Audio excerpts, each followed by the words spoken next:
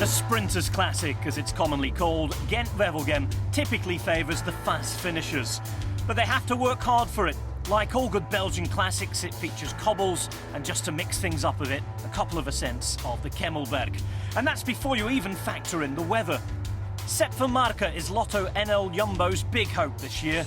The 26-year-old lives for the cobbled classics, and having ridden the E3 Harelbeke on Friday as a warm-up, he's hoping to spoil the sprinters' day.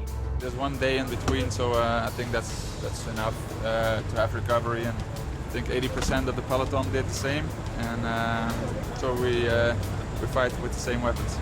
I prefer nice weather, but for this race it's better to have some rain and wind. Most people wouldn't even put their bins out in such foul weather, but for the 248 riders at the start in Dens, there was a World Tour bike race to tackle.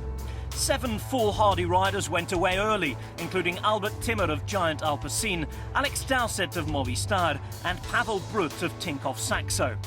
Despite the strong headwinds, the escapees forged a healthy lead of over 9 minutes. Behind them, many were spectacularly buffeted around by the wind, with gusts as high as 90 kilometres an hour. The early efforts of a breakaway came to nothing. Eventually, a more select group of 25 riders forged ahead, including Friday's E3 winner Geraint Thomas, Milan-San Remo runner-up Alexander Kristoff, Lotto Soudal's Jürgen Roelandts and Tinkoff Saxo's Peter Sagan, not forgetting Vanmarcke. Roelandts went on a brave solo effort, attacking at the bottom of the Kemmelberg with a daunting 80 kilometres of the race remaining. His lead stretched, and behind him the chase blew apart, while Thomas was literally blown off. Amazingly, he was able to remount and rejoin. And so on to the leg-sapping Kemmelberg for the last time, as Roelandts' legs began to give out. A lot of tired legs out there. A long, tough, attritional race.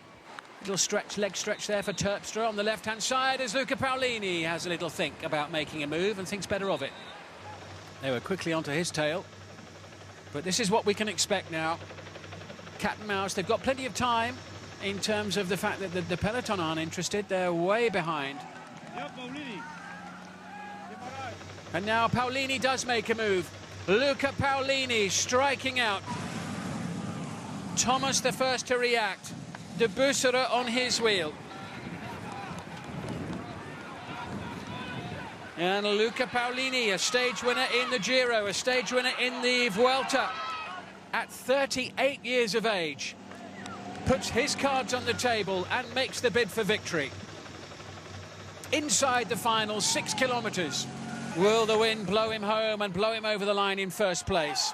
So it's Paolini trying to hold off Terpstra and Geraint Thomas, with De Bussere trying to close the gap. Sep Vanmarcke looks as if he's struggling a bit here. He's now slipping behind Stijn van den Berg. Inside the last kilometre, he can almost see the finishing line. Into Wevelgem he comes. The crowd have waited a long time. It's not a big gap between Paolini and the two chasers, but it looks like it's going to be big enough. And Paolini, a winner of a stage of the Vuelta back in 2006, a winner of his home Giro d'Italia 2 years ago, and a winner of Het Nieuwsblad in 2013 as well, is going to add another big victory to his palmares here in the autumn of his career. Luca Paolini, he had to hang in there on the Kemmelberg the last time up. He lost a bit of ground, the gap opened up, but he dug in deep. He got back with the leaders. He got a second wind, and in the end it was more than enough. Wind being the appropriate word today, as he's blown towards the finishing line in Wevelgem. And the 77th edition of this famous classic race goes the way of Luca Paolini. Paolini pointing to his head and his heart.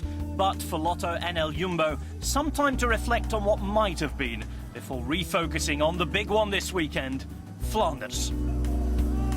Sep loved this weather, and he was dreaming about Ghent-Wevelgem, especially when there was a lot of wind, very much wind, and the rain. And he was dreaming of a final of 6-5 riders, and that it was a fight from man to man.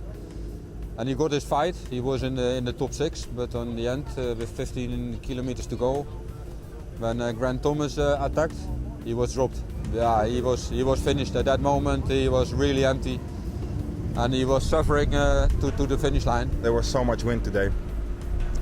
At one point I thought, this is crazy. What are we doing here on the bike?